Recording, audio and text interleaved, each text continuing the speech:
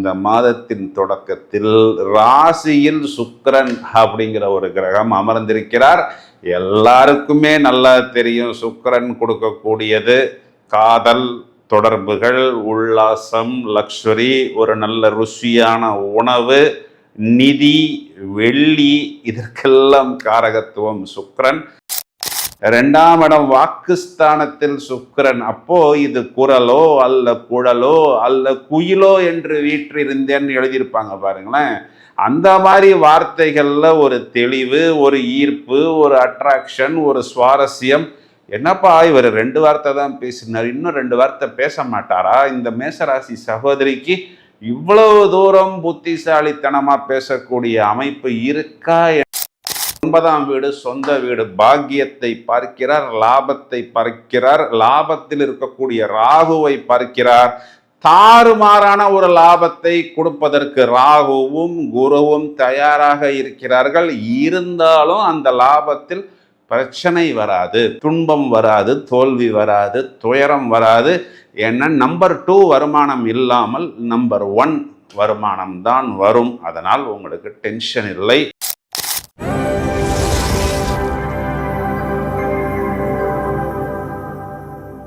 Hello friends, நாம் ஆர்வத்துடன் எதிர்பார்த்து காத்திருக்கக்கூடிய ஏப்ரல் 2026க்கு உண்டான பலன்களை விளக்கமாக காண இருக்கிறோம். ரொம்பவும் சுவாரஸ்யமான பலன்கள். செவ்வாய் சனி சேர்க்கை, சுக்கிரன் சொந்த வீட்டை பார்க்க போகிறார், பிறகு சொந்த வீட்டிலே அமரப் போகிறார்.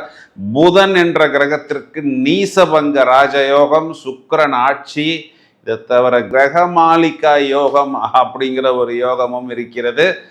முதலில் மேஷராசியை எடுத்துக்கொள்வோம். ஏப்ரல் மாதத்தில் அப்படின்னு ஒரு பாட்டு வந்திருக்கு, கேள்விப்பட்டிருக்கிறேன், ரொம்ப நாள் ஆச்சு.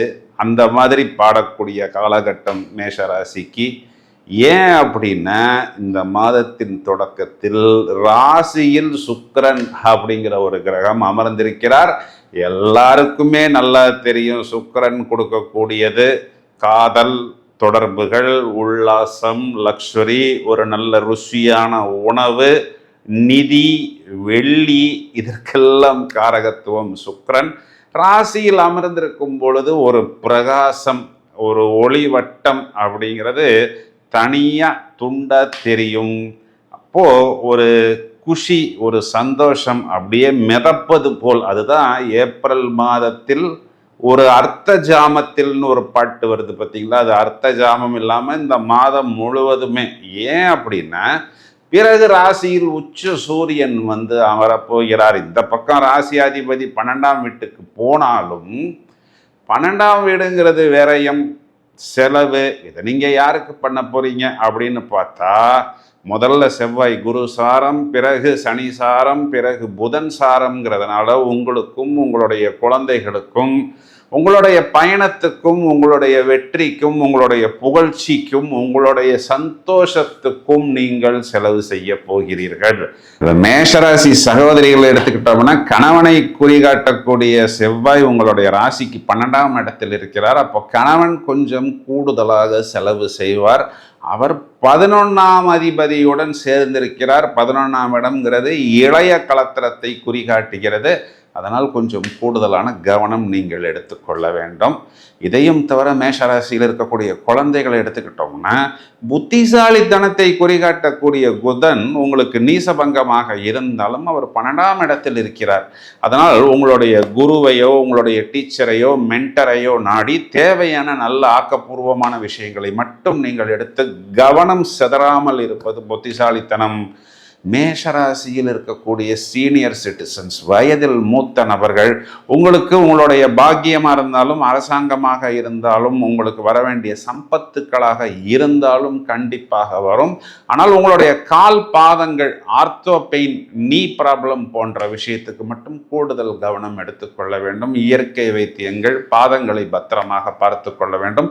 சொத்துக்கள் சம்பந்தப்பட்ட சில முக்கியமான விஷயங்களுக்கு இந்த மாதம் இல்லாமல் பிறகு செவ்வாய் உங்களுடைய ராசியில் வந்து ஆட்சியாகும் பொழுது அதற்குண்டான முடிவை நீங்கள் எடுப்பது புத்திசாலித்தனம். இப்போ ராசியில சூரியன் அப்படின்னாவே ஒரு கம்பீரம், எந்த இடமாக இருந்தாலும் ஒரு கெத்தாக இருப்பது, ஒரு ஸ்டைலாக இருப்பது, அனைவரும் நம்மை திரும்பி பார்ப்பது, அதாவது ஒரு அதிகாரம், ஒரு இளமை மாறாத தோற்றம், ஒரு சபையில் மரியாதை, பலரால் மதிக்கப்படுவது, அரசாங்கத்தில் இருக்கக்கூடிய அதிகாரிகளுடைய தொடர்பு, அரசாங்கத்தில் எந்தெந்த வேலையெல்லாம் நமக்கு இது நாள் வரை பெண்டிங்காக இருந்ததோ, இழுவையாக இருந்ததோ, செலவாக இருந்ததோ, அதெல்லாம் மடமடவென்று வேகமாக அந்த விஷயங்கள் நடக்கும். 2ஆம் இடம் வாக்குஸ்தானத்தில் சுக்கிரன். அப்போ இது குரலோ அல்ல குழலோ அல்ல குயிலோ என்று வீற்றிருந்தேன்னு எழுதியிருப்பாங்க பாருங்களேன். அந்த மாதிரி வார்த்தைகள்ல ஒரு தெளிவு, ஒரு ஈர்ப்பு, ஒரு அட்ராக்ஷன், ஒரு சுவாரஸ்யம்.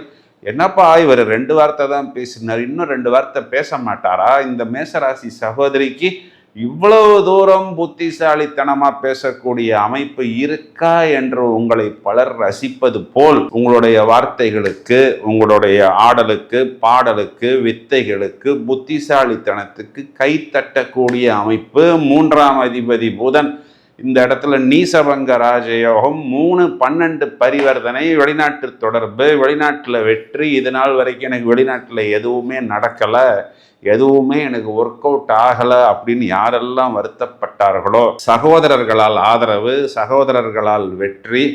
உங்களுடைய புத்திசாலித்தனத்துக்கு இங்கே மதிப்பு கிடைக்கலனாலும் வெளியூர்களில், வெளிநாடுகளில் பிரமாதமான மதிப்பு, அதற்குண்டான ஒரு நல்ல ப்ளஸ் பாயிண்ட் இதெல்லாம் கிடைக்கும். வெற்றி ஸ்தானத்தில் குரு அப்படின்னாவே அவர் 9ஆம் வீடு, சொந்த வீடு, பாக்கியத்தை பார்க்கிறார், லாபத்தை பார்க்கிறார், லாபத்தில் இருக்கக்கூடிய ராகுவை பார்க்கிறார். தாறுமாறான ஒரு லாபத்தை கொடுப்பதற்கு ராகுவும் குருவும் தயாராக இருக்கிறார்கள். இருந்தாலும் அந்த லாபத்தில் பிரச்சனை வராது, துன்பம் வராது, தோல்வி வராது, துயரம் வராது. ஏன்னா நம்பர் 2 வருமானம் இல்லாமல் நம்பர் 1 வருமானம் தான் வரும். அதனால் உங்களுக்கு டென்ஷன் இல்லை. இந்த இடத்துல 6ஆம் அதிபதி 12இல் மறைவு அப்படின்னா என்ன அர்த்தம்னா, கெட்டவன் கெடுகிறான் அப்படிங்கிறது அர்த்தம். நம்ம நிகழ்ச்சியை ரெகுலராக பார்த்துக்கிட்டு இருந்தாலே உங்களுக்கு தெரியும். கெட்டவன் கெட்டிடில் கிட்டிடும் ராஜயோகம். அப்போ 5ஆம் இடத்தில் கேது என்ன பண்ண போறார் அப்படின்னா, உங்களுடைய குழந்தைகள் சம்பந்தப்பட்ட விஷயத்துல தேவையில்லாத ஃப்ரெண்ட்ஷிப்பு, என் பையனை ஒரு பொண்ணு பார்க்குது, என் பொண்ணை ஒரு பையன் பார்க்குறான், இப்படிங்கிற மாதிரி தேவையில்லாத விஷயங்கள், நம் மனதுக்கு பிடிக்காத விஷயங்கள்லாம் கரைந்து விடும், டிசால்வ் ஆகிவிடும். அவங்க 2 பேரும் பிரிந்து விடுவார்கள். அப்போ நம்மளுடைய குழந்தைகளுக்கு இருக்கக்கூடிய சேட்டைகள்லாம் போய்விடும். ராசியில் 5ஆம் இடத்தில் கேது இருப்பதனால் குழந்தைகள் ஞான மார்க்கத்துக்கு போய் நாங்கள் ஜபம் பண்ணுறோம், நாங்கள் கோயிலுக்கு வரோம், நாங்கள் ப்ரேயருக்கு போகிறோம். என்னப்பா இத்தனை நாள் நாங்கள் கோயிலுக்கு போகும்போது கூட நீ காருக்குள்ளே தானேப்பா உட்காந்துருப்ப, இப்போ நீனே கோயிலுக்கு போகலான்னு சொல்றியேங்கிற அளவுக்கு ஞானத்தை கேது பகவான் குழந்தைகளுக்கு எடுத்து கொடுப்பார். ஸோ எல்லா ஆங்கிளில் பார்த்தாலுமே ஓரளவுக்கு செலவு அப்படின்னா கூட பெரிதாக அந்த 7.5 சனியின் தாக்கம் உங்களுக்கு பாதிப்பு கொடுக்காது. என்ன காரணம் அப்படின்னு பார்த்தோம்னா, ராகு கேது அச்சுக்குள் எல்லா கிரகங்களும் அடங்கி விடுகிறது. இதில் கவனிக்க வேண்டிய விஷயம் என்னன்னா, ராசியில் சுக்கிரன். அப்போ அந்த சுக்கிரன் யாரு அப்படின்னா உங்க லைஃப் பார்ட்னர். இப்போ நீங்க மேஷராசி சகோதரராக இருந்தா உங்க மனைவி உங்கள் தலையில் வந்து உட்கார்ந்து உங்களை துண்டாக தூக்க போகிறார். எங்க மாட்டிக்கொள்வீங்க அப்படின்னா, யாராவது எங்கேயாவது ராசியாதிபதி 11ஆம் அதிபதியுடன் சேர்ந்து 12 அப்படின்னா இளைய கலத்திரம், ஒரு அட்டாச்மெண்ட்டு.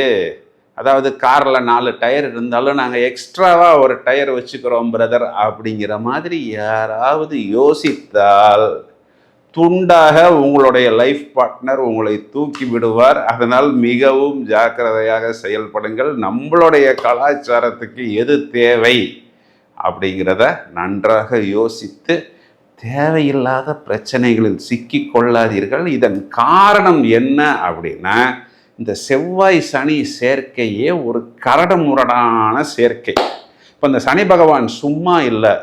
மேஷராசிக்கு 2ஆம் இடம் குடும்பஸ்தானத்தில் இருக்கக்கூடிய சுக்கிரனை பார்க்கிறார். அப்போ சுக்கிரன் பெண்களை குறிகாட்டுகிறது, சனி அப்படிங்கிறவர் அந்த இடத்தில் விரயத்தை குறிகாட்டுகிறார். ராசியாதிபதி 12ல் தேவையில்லாத தொடர்புகள் கண்டிப்பாக வரும். தவிர்ப்பது நலம், தவிர்ப்பது கடினம். முடிந்தவரை உங்களையும் உங்களது குடும்பத்தையும் பத்திரமாக பார்த்து கொள்ளுங்கள். இப்போ நம்ம இவ்வளவு நேரம் பார்த்த இந்த பலன்களுக்குண்டான கிரக நிலைகளை நாம் எடுத்துக்கொண்டால், ஏப்ரல் மாதம் 2ஆம் தேதி செவ்வாய் மீனராசி மண்டலம், இந்த மாதம் முழுவதுமே ஏப்ரல் 11 புதன் மீனராசி மண்டலத்துக்குள் வந்து நீசபங்க ராஜயோகம், புதன் குரு பரிவர்த்தனை. ஏப்ரல் மாதம் 14ஆம் தேதி தமிழ் மாதம் சித்திரை, தமிழ் வருட பிறப்பு. சூரியன் மேஷ மண்டலத்தில் ஆட்சி, சூரியன் மேஷ மண்டலத்தில் உச்சபலம் பெறுகிறார். 19/4 இந்த சுக்கிரன் என்ற கிரகம் ரிஷபத்துக்கு வந்து சொந்த வீட்டில் ஆட்சி பெறுகிறார். அது நாள் வரை மேஷத்திலிருந்து அவர் தனது சொந்த வீடான துலாத்தை பார்த்து கொண்டிருக்கிறார். சந்திரன் கடகத்தில் வரும் பொழுது வரிசையாக கிரகமாளிகா யோகம் என்ற ஒரு ராஜயோகம் ஏற்படுகிறது. இதில் மெயினான விஷயம் என்னன்னு பார்த்தோம்னா, இந்த செவ்வாய் சனி சேர்க்கை அப்படிங்கிறது ஜோதிடத்தில் ஒரு விரும்பத்தகாத சேர்க்கை. எதனால அப்படின்னா, இந்த ரெண்டுமே ஒரு டான் கிரகங்கள், ரெண்டுமே ஒரு மாதிரி முரட்டு சுபாவம் நிறைந்த கிரகம். இந்த 2 கிரகங்கள் சேர்ந்தாலும் பார்த்தாலும் ஜோதிடத்தில் இது ஒரு விபத்துன்னு தான் சொல்லப்படுகிறது. ஏன் அப்படின்னா, சனி வீட்டில் செவ்வாய் உச்சம், சனி வீட்டில் செவ்வாய் சமம் என்ற அந்தஸ்து பெறுகிறது. செவ்வாய் வீட்டில் சனி என்ற கிரகத்திற்கு நீசம், நீச்சன், டெபிலிட்டேட்டட் பர்சன் அப்படிங்கிற ஒரு அமைப்பு வருகிறது. அப்போ சாட்டானுக்கு வந்து என்னன்னா, செவ்வாயை பொறுத்தவரை நீனும் என்னை போல் ஒரு அசுப கிரகம் தான், உன்னை போய் தளபதி, கமாண்டோ, சேனாதிபதி, படைத்தலைவன், போர் வீரன் இப்படியெல்லாம் சொல்கிறாங்க, ஆனால் என்னை போய் நீஜன்னு சொல்கிறாங்களே அப்படிங்கிற ஒரு கோபம் இருந்து கொண்டு தான் இருக்கிறது. வாய்ப்பு கிடைக்கும் பொழுது இந்த சாட்டான் என்ன பண்ணுவாருன்னா, செவ்வாயை சேர்ந்தாலோ செவ்வாயை பார்த்தாலோ விபத்தை ஏற்படுத்தி விடுவார். அதனால் பொதுவாகவே ஜாக்கிரதையாக இருக்கணும். ஏன்னா இது மீனராசி மண்டலத்தில் சேர்க்கை கால் பாதங்களை குறிகாட்டுகிறது. அப்போ நான் ஸ்போர்ட்ஸ் பண்ணுறேன், வாக்கிங் பண்ணுறேன், ஜிம் பண்ணுறேன், 60 பேக் பண்ணுறேன், 80 பேக் பண்ணுறேன்னு சொல்லிட்டு முடிந்தவரை விபத்துக்கள் இல்லாமல் உங்களை பார்த்து கொள்வது புத்திசாலித்தனம். இந்த செவ்வாய் சனி சேர்க்கைக்கு பரிகாரம் அப்படின்னு பொதுவாக நம்ம எடுத்துக்கிட்டோம்னா, பைரவர், அதாவது அஷ்டமி திதிகளில் பைரவரை வழிபடுவது, மேலும் வியாழக்கிழமைகளில் சனிக்கிழமைகளில் தொடர்ச்சியாக நரசிம்மரை வழிபாடு செய்வது கைமேல் பலன் கொடுக்கும். வாழ்த்துக்கள். நன்றி.